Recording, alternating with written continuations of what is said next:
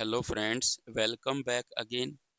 इस वीडियो के अंदर हम एचटेट जो टीजेटी साइंस का जो पेपर हुआ था 2021 में, उसमें जो फिजिक्स के क्वेश्चन थे उसके सॉल्यूशन को ही हम कंटिन्यू करेंगे। इससे पहले हम दो वीडियो अपलोड कर चुके हैं जहां पे हमने 8 क्वेश्चन को एक्सप्लेन किया है। इस वीडियो में हम 9th क्वेश्चन एक्सप्लेन करेंगे। A copper rod and a steel rod are two have lengths L C and L S. मतलब कॉपर की रोड है और एक स्टील की रोड है। Are two have lengths L C and L S. मतलब L C किसकी length है? कॉपर के रोड की लेंथ है। और एल एस किसकी लेंथ है? स्टील के रोड की लेंथ है। एल के नीचे जो है सी लगा हुआ है छोटा सा, और एल के नीचे ही एस लगा हुआ है छोटा सा। इसका मतलब एल सी क्या है? कॉपर के रोड की लेंथ है, और एल एस स्टील के रोड की लेंथ है। Such that the difference between their length, मतलब उनकी लेंथ में जो डिफरेंस होगा टेम्परेचर को चेंज करने से, वो दोनों में क्या है? Is the same at all ambient temperature. मतलब क्या है? मान लो ये कॉपर के रोड की लेंथ है और ये क्या है? स्टील रोड है। इसकी लेंथ कितनी है? L C. इसकी लेंथ कितनी है? L S. ये कॉपर की रोड है और ये स्टील की रोड है। ये मान लो किसी टेम्परेचर T1 पे है, आप इसको किसी अनदर टेम्परेचर T2 पर ले गए, और अगर T2 ज्यादा है T1 से तो इनकी लेंथ क्या होगी? इंक्रीज होगी। इंक्रीज होगी तो इसकी final length minus initial length, मतलब इसमें जो चेंज आएगा लेंथ में और इसमें जो चेंज आएगा लेंथ में, दोनों के अंदर जो लेंथ में जो चेंज आया वो सेम है। ठीक है, समझ गए? मतलब कॉपर रोड में जो लेंथ में चेंज आएगा टेम्परेचर बढ़ाने से, स्टील की रोड में जो लेंथ में चेंज आएगा टेम्परेचर बढ़ाने से, वो इक्वल होगा।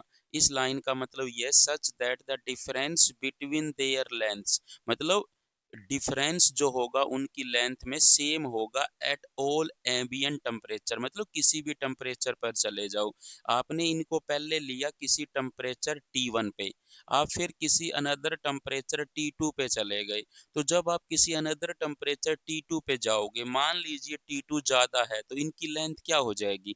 इंक्रीज हो जाएगी। और जब लेंथ इंक्रीज होगी तो final length minus initial length क्या आएगा? चेंज इन लेंथ आएगा। तो वो चेंज इन लेंथ कॉपर की भी और स्टील की भी इक्वल होगी। मतलब जितना चेंज कॉपर में आएगा उतना ही चेंज स्टील में आएगा।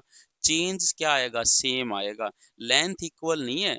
लेंथ कॉपर की एल सी है और स्टील की एल एस है, और फाइनल लेंथ कुछ और होगी, लेकिन जो चेंज होगा दोनों में वो क्या होगा? सेम होगा। इसकी फाइनल लेंथ कुछ और होगी, इसकी फाइनल लेंथ कुछ और होगी, लेकिन जो डिफरेंस है, जो चेंज होगा, इसमें जो चेंज होगा लेंथ का, इसमें जो चेंज होगा लेंथ का, वो क्या होगा? सेम होगा। मतलब इसकी लेंथ कितनी हो जाएगी? L C plus delta L.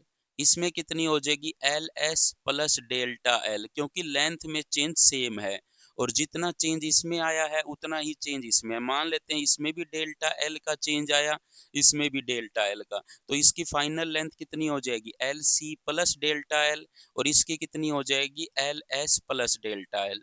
तो हमारा यहाँ पर जो कंसेप्ट यूज होगा कि जो चेंज इन लेंथ होता है किसी भी रोड में, अगर टेम्परेचर बढ़ाया जाए तो वो क्या है? दोनों रोड में इक्वल है। और आगे क्या गिवन है? If the coefficients of linear expansion of copper and steel का, मतलब कोफिशिएंट ऑफ लीनियर एक्सपेंशन जो है मटेरियल पे डिपेंड करता है। कॉपर का अल्फा सी है, स्टील का अल्फा एस है। मटेरियल की नेचर पे डिपेंड करता है, ये अलग अलग मटेरियल का अलग अलग होता है, इसलिए डिफरेंट डिफरेंट गिवन है। The lengths are related to the coefficient of linear expansion as, मतलब आपको length L C, L S, alpha C और अल्फा एस में रिलेशन पूछ रहा है कि कौन सी रिलेशन से आप इनको रिलेट करोगे। अब इसमें जो कंसेप्ट यूज हुआ वो लीनियर एक्सपेंशन का कंसेप्ट यूज हुआ। हमने पढ़ रखा है जब हम टेम्परेचर बढ़ाते हैं तो मटेरियल का लेंथ, एरिया या वॉल्यूम में चेंज आता है, एक्सपेंड हो जाते हैं। तो यहाँ पर सिर्फ हमें लीनियर एक्सपेंशन पढ़ना है, लेंथ में एक्सपेंशन। तो अगर इसकी एल लेंथ थी किसी रोड की जिसकी लेंथ एल है, आपने उसका टेम्परेचर डेल्टा टी से राइज कर दिया। मान लेते हैं पहले टेम्परेचर उसका था T1, बाद में टेम्परेचर हो गया T2, तो डेल्टा T किसके बराबर आएगा, T2 माइनस T1। तो यही चीज है कि इतना टेम्परेचर आपने उसका बढ़ा दिया, टेम्परेचर बढ़ाने से उसकी लेंथ बढ़ जाएगी। मान लेते हैं पहले उसकी लेंथ थी L और बाद में उसकी लेंथ हो गई L डैश। तो L डैश क्या है, वो लेंथ है जो टेम्परेचर राइज करने के बाद हो गई।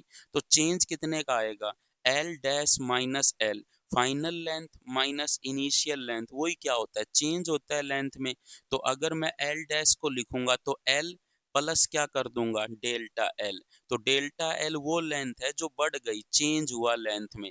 तो L डैश माइनस L किसके बराबर आएगा, डेल्टा L जो चेंज इन लेंथ है। तो ये देखा गया कि डेल्टा एल जो है डायरेक्टली प्रोपोर्शनल होता है डेल्टा टी के। जितना ज़्यादा टेम्परेचर में चेंज करोगे उतना ही ज़्यादा लेंथ में चेंज आएगा। और डेल्टा एल डायरेक्टली प्रोपोर्शनल होता है एल के, इनिशियल लेंथ जो थी उसके। और यहाँ पर इन दोनों को अगर एक साथ कंबाइन किया जाए तो डेल्टा एल डायरेक्टली प्रोपोर्शनल होता है एल इंटू डेल्टा टी के। तो डेल्टा एल किसके इक्वल आ जाएगा, जब हम प्रोपोर्शनलिटी का साइन हटाएंगे तो एक अल्फा आएगा। अल्फा क्या है, coefficient of linear expansion, alpha L delta T. तो ये है आपका चेंज इन लेंथ। और ये डेल्टा टी क्या है, टेम्परेचर में चेंज है जो दोनों में क्या रहेगा, सेम रहेगा। कॉपर और स्टील की वायर में आपने टेम्परेचर में तो सेम ही चेंज करोगे, हर एक टेम्परेचर पे जाओगे। तो जितना टेम्परेचर चेंज कॉपर के लिए होगा उतना ही स्टील के लिए होगा। तो यहाँ से हमारा जो क्वेश्चन का जो आंसर स्टार्ट करना था वो हमें यहाँ से स्टार्ट करना था। इससे पहले मैंने जो ये थ्योरी सिखाई है वो इस फॉर्मूले को निकालने के लिए सिखाई है कि इस फॉर्मूले में डेल्टा एल क्या है, अल्फा क्या है, स्मॉल एल क्या है, डेल्टा टी क्या है। अदरवाइज इस क्वेश्चन का जो आप एग्जाम में आंसर करोगे वो यहाँ से स्टार्ट करोगे कि डेल्टा एल ऑफ कॉपर का किसके इक्वल है, डेल्टा एल ऑफ स्टील के इक्वल है। तो डेल्टा एल ऑफ कॉपर का लिखोगे तो अल्फा ऑफ कॉपर का लिखोगे, लेंथ कॉपर की लिखोगे डेल्टा टी तो डेल्टा टी ही लिखोगे। यहाँ पर स्टील का अल्फा एस लिखोगे, लेंथ स्टील की लिखोगे डेल्टा टी और डेल्टा टी कैंसिल आउट हो जाएंगे। Alpha C L C equal to alpha S L S equal आएगा। और यहाँ से देखो L C by L S, L C by, देखो ऑप्शन के अकॉर्डिंग देखिए, अब L C by L S निकाला हुआ है। तो अगर हम L C by L S निकालते हैं, इस एल एस को इसके नीचे ले आते हैं और अल्फा सी इस साइड ले आते हैं, तो L C by L S किसके इक्वल आएगा, alpha S by alpha C. मतलब एस स्टील वाला अल्फा ऊपर है, तो देखो ऑप्शन में स्टील वाला अल्फा ऊपर है तो इसका आंसर ए होगा। मतलब जल्दबाजी मत करिए, इसमें देखो L C by L S है लेकिन अल्फा सी है ऊपर इसके, तो ये आंसर नहीं हो सकता। तो इसका जो राइट आंसर होगा वो ए इज द राइट आंसर होगा। तो इस क्वेश्चन को समझने के लिए आपको linear expansion of the solid पता होना चाहिए। और ये आप फॉर्मूला डायरेक्ट अप्लाई करोगे वहां पे, ये स्टेटमेंट थोड़ी वहां पर आप रिपीट करोगे कि ऐसा ऐसा होता है। तो ये क्वेश्चन जस्ट 1 और या 1.5 मिनट में कंप्लीट कर सकते थे आप। अब देखिए आपका नेक्स्ट क्वेश्चन क्या है, ए फ्री न्यूट्रॉन। फ्री न्यूट्रॉन का मतलब होता है न्यूक्लियस के अंदर नहीं है, फ्री स्टेट में है। डीके स्पॉन्टेनियसली, मतलब अपने आप स्पॉन्टेनियसली डीके हो गया, into A proton an electron and this dash dash dash का मतलब यहाँ पर क्या आएगा, एक न्यूट्रिनो निकलेगा, एन एंटी न्यूट्रिनो निकलेगा या दोनों निकलेंगे। तो यहाँ पर है कि एक फ्री न्यूट्रॉन जब प्रोटॉन में कन्वर्ट होता है तो तब क्या निकलता है, तो एक न्यूट्रॉन जो है प्रोटॉन में क्या हुआ, डीके हुआ, तब उसका देखो एक इलेक्ट्रॉन निकलता है। और इलेक्ट्रॉन एक पार्टिकल है, ऐसे समझो ये इलेक्ट्रॉन जो है एक पार्टिकल है, तो पार्टिकल के साथ एंटी पार्टिकल निकलता है, इसलिए एंटी न्यूट्रिनो निकलता है। और एंटी न्यूट्रिनो क्या है, एंटी पार्टिकल है। अरे न्यूट्रिनो का एंटी पार्टिकल है ये एंटी न्यूट्रिनो। लेकिन जब ये प्रोटॉन जो है न्यूट्रॉन में कन्वर्ट होता है तब आपका पोजिस्ट्रॉन निकलता है। और पोजिस्ट्रॉन क्या होता है, एंटी पार्टिकल होता है इलेक्ट्रॉन का, एंटी पार्टिकल ऑफ इलेक्ट्रॉन। तो यहाँ से आपको ये पता लग गया कि इलेक्ट्रॉन का एंटी पार्टिकल कौन होता है, पोजिस्ट्रॉन। और न्यूट्रिनो का एंटी पार्टिकल कौन होता है, anti neutrino. Anti particle of neutrino. Neutrino का एंटी पार्टिकल एंटी न्यूट्रिनो होता है। तो यहाँ पर आपको ये जस्ट याद रखना है कि जब एक न्यूट्रॉन प्रोटॉन में डीके हुआ तो उस टाइम आपका इलेक्ट्रॉन निकलेगा। क्यों? चार्ज को बैलेंस करने के लिए। इस साइड चार्ज जीरो है, प्रोटॉन पे प्लस ई होता है, इलेक्ट्रॉन पे माइनस ई होता है और इस पे कोई चार्ज नहीं होता। तो प्लस ई और माइनस ई टोटल चार्ज कितना हो जाएगा? जीरो। इसीलिए यहाँ पर इलेक्ट्रॉन निकलता है। और इलेक्ट्रॉन एक पार्टिकल है तो उसके साथ एक एंटी पार्टिकल निकलेगा। और एंटी पार्टिकल क्या होगा? Anti neutrino. अगर एक्चुअली कहा जाए तो इलेक्ट्रॉन एंटी न्यूट्रिनो निकलता है। और ऐसे ही जब एक प्रोटॉन जो है न्यूट्रॉन में कन्वर्ट होता है तो यहाँ पर देखो प्लस ई चार्ज है, इस पे कोई चार्ज नहीं है, तो यहाँ पर प्लस ई चार्ज वाला कोई पार्टिकल निकलेगा, तो यहाँ पर पोजिट्रॉन निकलता है जो एंटी पार्टिकल है इलेक्ट्रॉन का। ये अगर एंटी पार्टिकल है तो यहाँ पर पार्टिकल निकलेगा और वो क्या होगा? न्यूट्रिनो, जिसको हम इलेक्ट्रॉन न्यूट्रिनो भी कह सकते हैं। तो इस ऑप्शन में, इस क्वेश्चन में आपका जो प्रोटॉन भी निकल गया, इलेक्ट्रॉन भी निकल गया और क्या निकलेगा? Anti neutrino. तो इसका जो राइट आंसर होगा वो बी क्या होगा? इसका राइट आंसर होगा। अब आपको ये पता होना चाहिए कि अगर कोई फ्री प्रोटॉन है, कोई फ्री प्रोटॉन है, जो फ्री प्रोटॉन होता है उसका इनफाइनाइट टाइम होता है, इनफाइनाइट लाइफ टाइम होता है। यहाँ पर क्या हो रहा है कि एक जो प्रोटॉन है वो डीके हो रहा है न्यूट्रॉन में। इसका फ्री प्रोटॉन का इनफाइनाइट लाइफ टाइम होता है। ये free proton infinite life time है, ये डीके नहीं होगा न्यूट्रॉन में। ये कहाँ होती है? Inside the nucleus, inside the nucleus. ये जो रिएक्शन होती है ये न्यूक्लियस के अंदर होती है।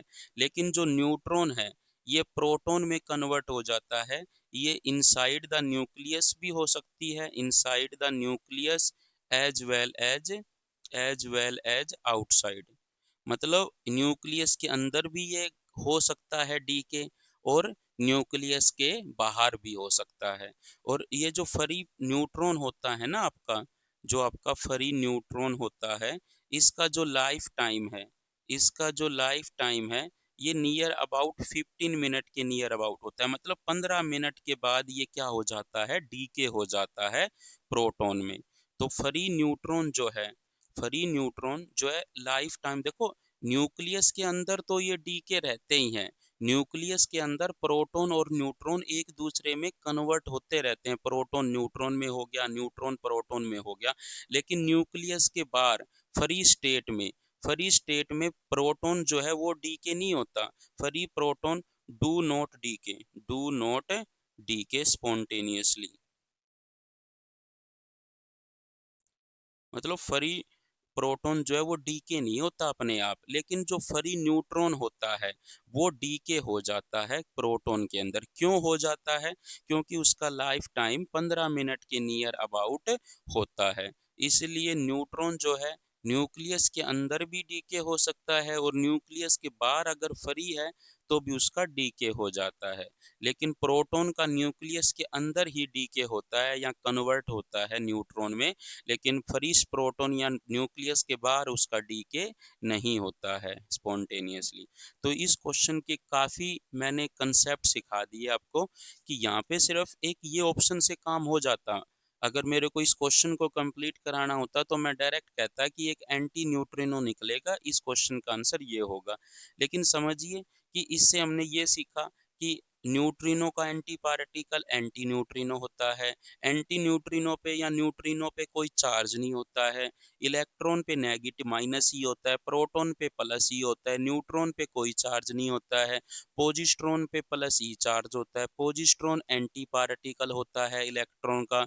और जो न्यूट्रॉन है, न्यूट्रॉन और प्रोटॉन न्यूक्लियस के अंदर तो डीके होंगे ही, न्यूट्रॉन प्रोटॉन में डीके हो जाएगा, प्रोटॉन न्यूट्रॉन में डीके हो जाएगा।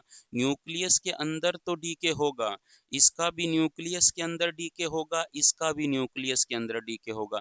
लेकिन ये जो है फ्री न्यूट्रॉन, फ्री न्यूट्रॉन अपने आप 15 मिनट के बाद प्रोटॉन में कन्वर्ट हो जाएगा। लेकिन फ्री प्रोटॉन अपने आप डीके नहीं होता न्यूट्रॉन में। तो फ्री प्रोटॉन का जो है इनफाइनाइट लाइफ टाइम होता है, मतलब वो स्टेबल पार्टिकल है।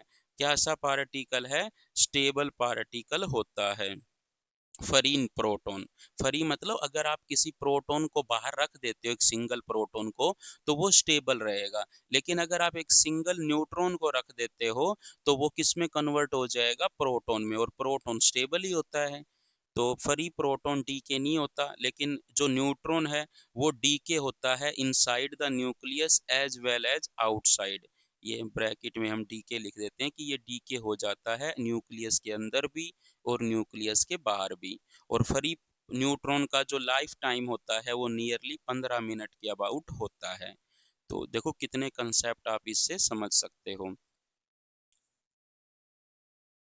सो इसका राइट आंसर क्या होगा? An anti neutrino.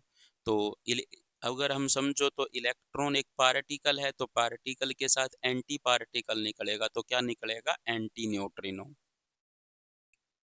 अब देखिए हमारा नेक्स्ट क्वेश्चन क्या है। A square frame of side L, मतलब एक स्क्वायर शेप में एक वायर का फ्रेम है जिसकी साइड क्या है? एल।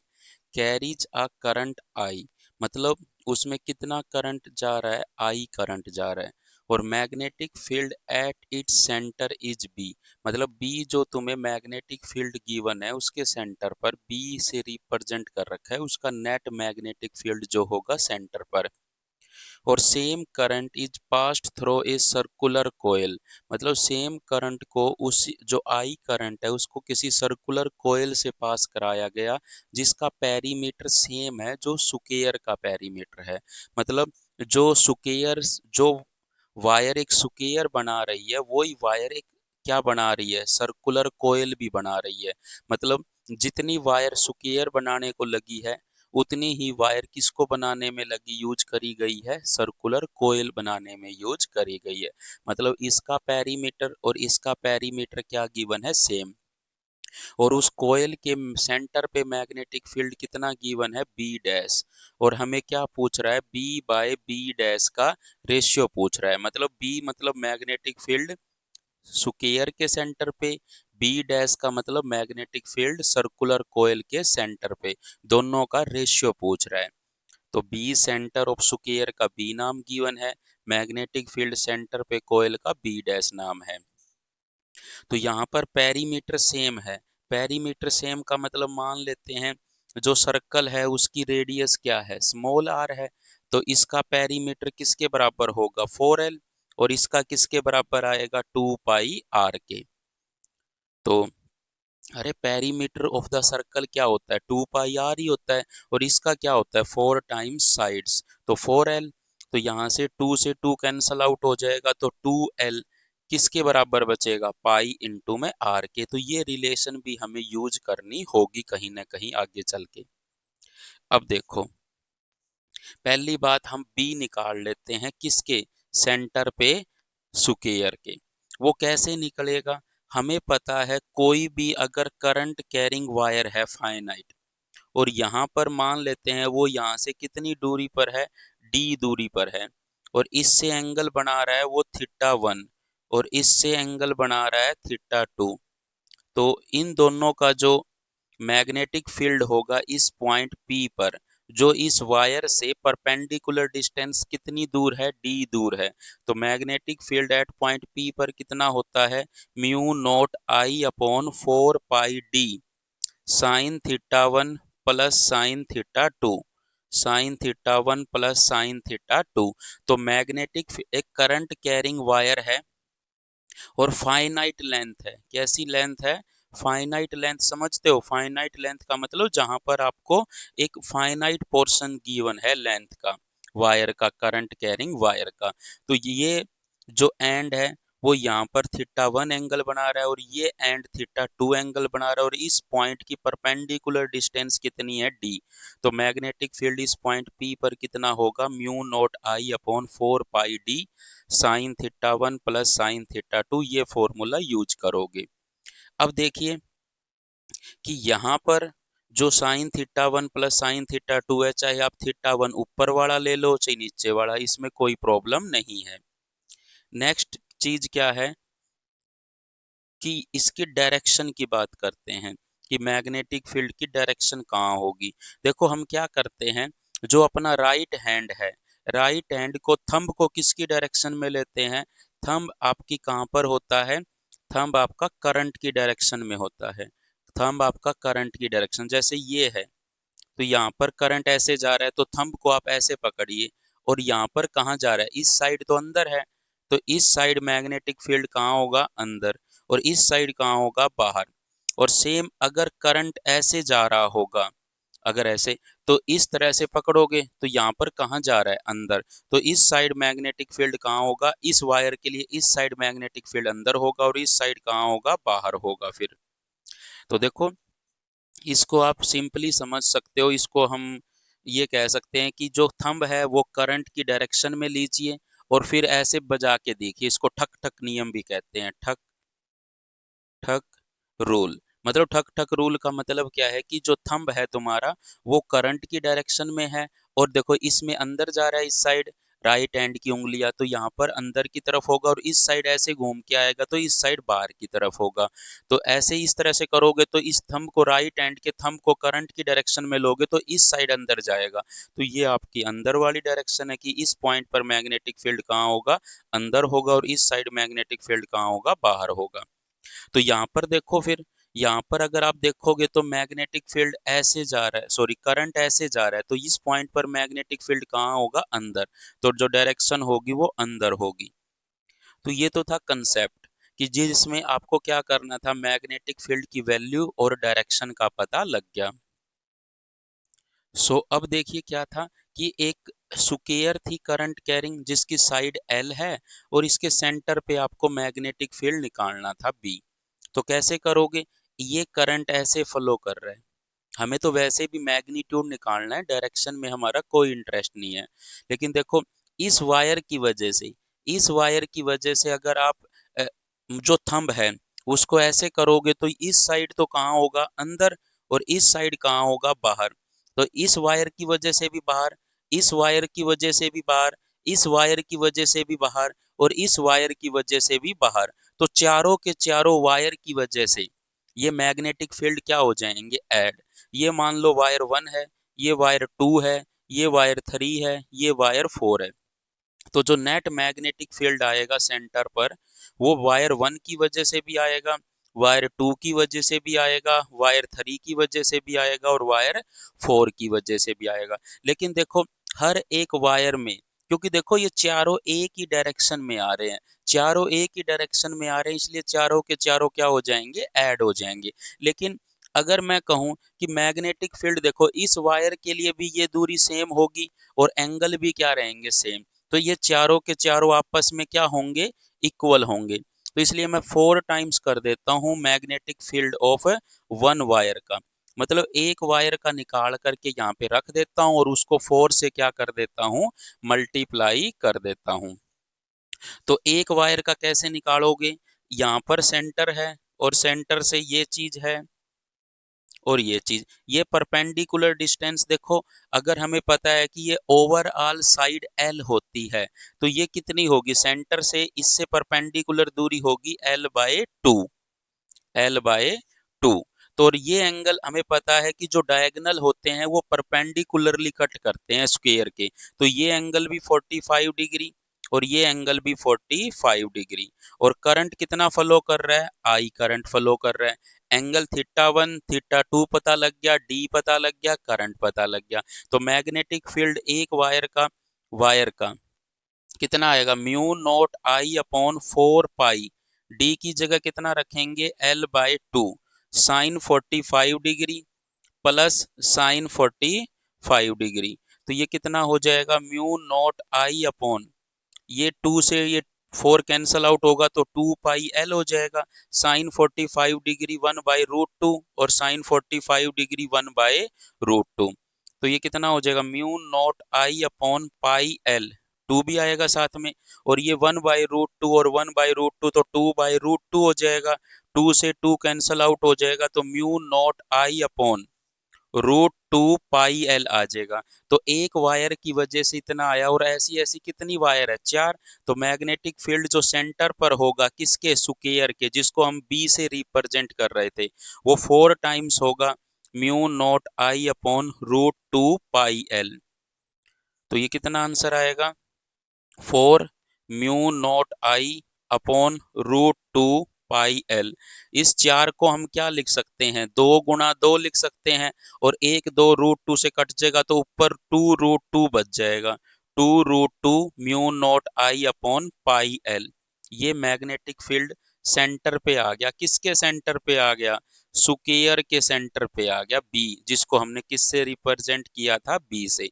तो कैसे निकाला आपने इसको, फर्स्ट टाइम आपने इस स्क्वायर को 4 पार्ट में तोड़ लिया कि ये एक वायर है, ये एक वायर, ये एक वायर, ये एक फाइनाइट वायर, चारों। तो इनका मैग्नेटिक फील्ड एडअप होगा, क्योंकि चारों की वजह से मैग्नेटिक फील्ड जो होगा सेंटर पर एक ही डायरेक्शन पे है। तो एक वायर का निकाल करके 4 से मल्टीप्लाई इसलिए किया क्योंकि चारों की वजह से परपेंडिकुलर डिस्टेंस भी सेम है और एंगल भी क्या है, सेम है। और फिर एक वायर का निकालने के लिए हमने क्या किया, एंगल निकाले 45 आई, और L/2 दूरी थी, क्योंकि सेंटर की दूरी एक वायर मतलब एक साइड से सेंटर की परपेंडिकुलर दूरी कितनी होती है, साइड बाय हाफ, मतलब साइड अगर L है तो उसकी आधी होगी, क्योंकि ये जो पूरी है यहाँ से लेकर यहाँ लग एल होती है, तो L/2 पर ही होगा सेंटर तो बीच में। और फिर हमने इस फॉर्मूले में पुट किया, ओवरऑल हमने बी की वैल्यू निकाल ली, overall magnetic field at centre पर, और जिसकी वैल्यू कितनी आई, 2√2 μ0I/पाई एल। अब हमें क्या निकालना पड़ेगा, बी डैश निकालना पड़ेगा। बी डैश क्या है कि एक करंट कैरिंग सर्कुलर कोयल है जिसमें आई करंट फ्लो कर रहा है, और रेडियस क्या है जिसकी, स्मॉल आर। और इसके सेंटर पर जो मैग्नेटिक फील्ड है, कोयल के सेंटर पर जो मैग्नेटिक फील्ड है, उसको हमने किससे रिप्रेजेंट कर रखा है, बी डैश से। और वो कितना होता है, μ0I/2 आर। आर क्या है, उसकी रेडियस। ये तो डायरेक्ट है, फॉर्मूला बेस्ड है ये तो, कि अगर आई करंट किसी करंट कैरिंग सर्कुलर कोयल से फ्लो कर रहा हो और आर उसकी रेडियस हो, तो उसके सेंटर पे मैग्नेटिक फील्ड कितना होता है, μ0I/2 आर के इक्वल होता है। तो अभी हमसे जो ऑप्शन में पूछा गया था वो बी डैश पूछा गया था। तो अभी हम बी की वैल्यू तो अभी निकाल के आए हैं, 2√2 μ0I/पाई एल, और ये कितना है, μ0I/2 आर।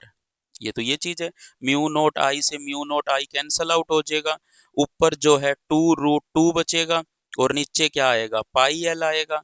ये कैंसल, 2 आर कहाँ चला जाएगा, ऊपर चला जाएगा। तो 2 और 2 तो कितना हो जाएगा, 4√2 R/पाई एल। अब B/बी डैश। अब हमने एक रिलेशन निकाली थी कि पेरीमीटर दोनों का सेम है, तब क्या रिलेशन थी कि 4L किसके बराबर आया था, 2 पाई R के। तो यहां से L निकाल लो, L किसके बराबर आएगा, 2 पाई R/4।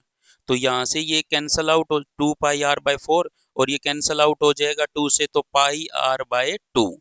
तो यहाँ पे हम L की वैल्यू इसमें रख देते हैं, तो B/बी डैश किसके इक्वल आएगा, 4√2 R/पाई की जगह तो पाई रहने दो, इनटू में पाई R/2, L की जगह पाई R/2 रख दिया।